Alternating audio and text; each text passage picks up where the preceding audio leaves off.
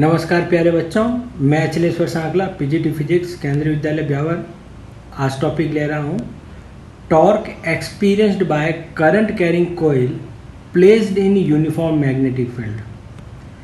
Consider करते हैं हम एक कोयल PQRS जिसमें I करंट फ्लो हो रही है। करंट की डायरेक्शन PQRS है। Length and breadth of the coil is small l and small b। यह coil magnetic field B vector में प्लेस्ड की गई है और magnetic field uniform magnetic field है। जब साइड S से P के अंदर करंट फ्लो होता है तो by right hand palm law, जैसा कि फिगर में दिखाया गया है, मैग्नेटिक फील्ड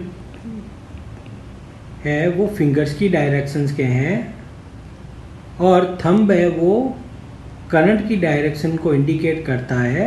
तो फोर्स इन दोनों के परपेंडिकुलर अपवर्ड डायरेक्शन के अंदर एक्ट करता है। So force FSP is perpendicular to the current and the magnetic field और इस फोर्स का मैग्नीट्यूड है वो आ जाएगा FSP इक्वल्स टू BIB, क्योंकि जो PS की जो साइड है, लेंथ है, वो है स्मॉल b। करंट Q से R डायरेक्शन के अंदर फ्लो होती है तो राइट हैंड पाम लॉ के अनुसार मैग्नेटिक फील्ड और करंट परपेंडिकुलर होते हैं और जो फोर्स की डायरेक्शन है वो FQR है, वो डाउनवर्ड डायरेक्शन के अंदर है और इसका मैग्नीट्यूड भी BIB के इक्वल होता है। Force FSP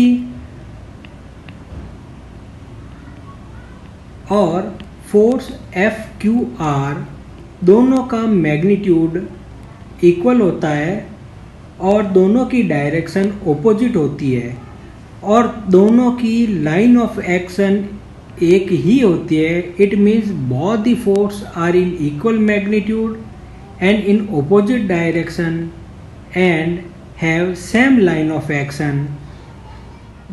due to these three properties they will cancel each other, so they will produce no translational and no rotational motion।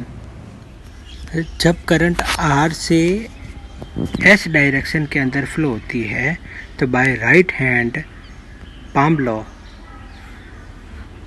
Direction of magnetic field invert to the plane of the coil होती है FRS equals to BIL। जब current P से Q direction के अंदर flow होती है तो by right hand palm law the magnetic force PQ is perpendicularly outward to the plane of the coil और इसका मैग्नीट्यूड होता है FPQ इक्वल्स टू BIL।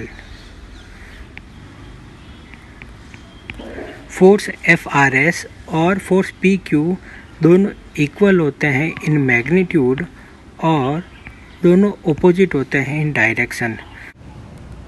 दोनों एक ही लाइन ऑफ एक्शन पर वर्क नहीं करते हैं, इसीलिए ये एक दूसरे को कैंसिल नहीं करते हैं और टॉर्क प्रोड्यूस करते हैं, क्योंकि दोनों फोर्सेस का मैग्नीट्यूड इक्वल होता है, डायरेक्शन ऑपोजिट होती है, लाइन ऑफ एक्शन डिफरेंट होता है, इसीलिए ये कपल ऑफ फोर्स कहलाते हैं।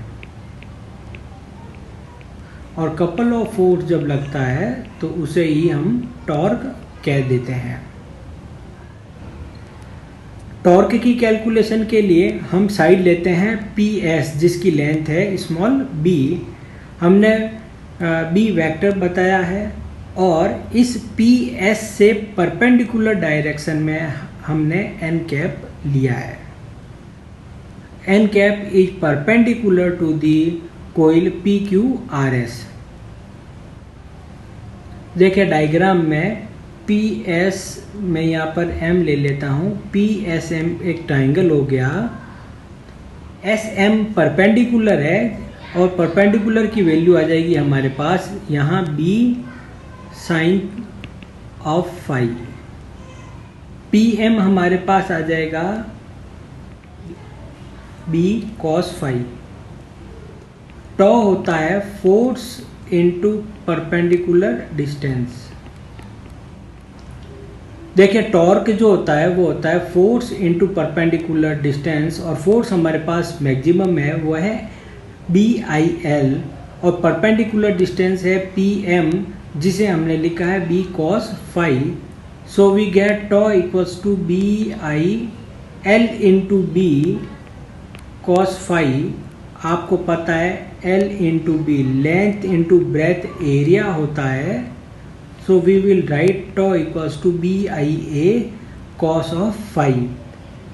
हम इस फाई को थीटा की फॉर्म में कन्वर्ट कर देते हैं, क्योंकि हमने जब कैलकुलेशन की थी तब हमारा ऑब्जेक्टिव था angle between magnetic field and the plane of the coil. Since theta plus phi equals to 90 degree, therefore phi equals to 90 minus of theta. Hence, we can write tau equals to b into I into a cos of 90 minus of theta. Therefore, we get b I a sin theta. In this manner we will write tau equals to b into I into a sin theta. If there are capital N number of turns in the coil, then tau equals to b into I into a into n sin of theta. Since mirror equals to आईना, magnetic dipole moment capital M equals to INA, so we get tau equals to B into M sin of theta. In vector notation, tau vector equals to M cross B, और इसे हम mnemonics tower equals to माँ बाप से याद कर सकते हैं।